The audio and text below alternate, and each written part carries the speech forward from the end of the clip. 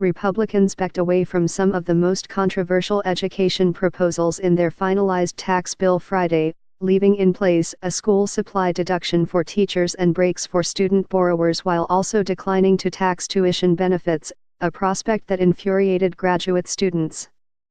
On balance, the final bill is far better news, especially for students and families, than it could have been, said Terry Hartle, Senior Vice President of the American Council on Education, which represents colleges and universities.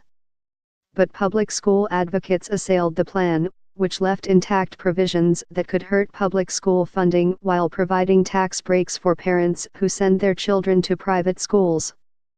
5 groups that represent public school superintendents, school business officials and rural schools authored a letter opposing the tax overhaul, saying it includes provisions that undermine the strength of our nation's public school systems and compromises the ability of these systems to adequately and effectively provide educational opportunities and services to the students they serve. Here's a roundup of some of the ways the tax bill could affect parents, educators, and students.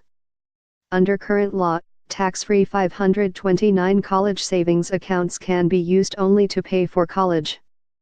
But the Republican proposal allows parents to use that money, up to $10,000 a year per child, to pay for private K-12 school tuition and homeschooling. Education Secretary Betsy DeVos has applauded the provision, calling it a good step forward, reflecting that education should be an investment in individual students, not systems. Other advocates of school choice have pointed out that it largely benefits wealthier families who can afford to save for private schools.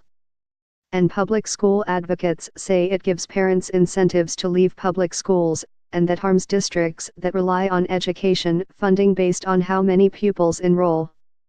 Teachers spend about $500 of their own money on school and classroom supplies, according to one survey.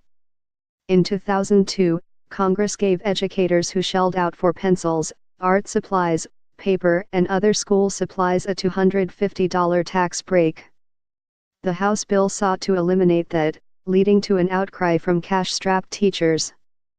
The Senate bill aimed to double the deduction to $500. The final plan leaves the deduction at $250.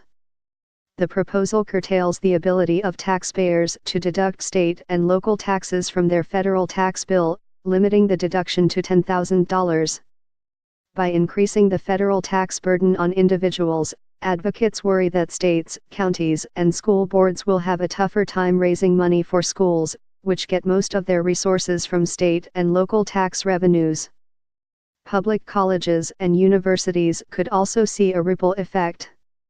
Though people will be able to deduct up to $10,000 in state and local taxes, that might not be enough to relieve pressure on states to cut their own taxes to compensate. And that could reduce revenue for public colleges and universities, which down the road could raise tuition to offset the loss of funding. Republicans were joyful Friday as they finalized their tax plan, bridging differences between the House and Senate bills and moving another step closer to getting legislation to President Donald Trump by Christmas.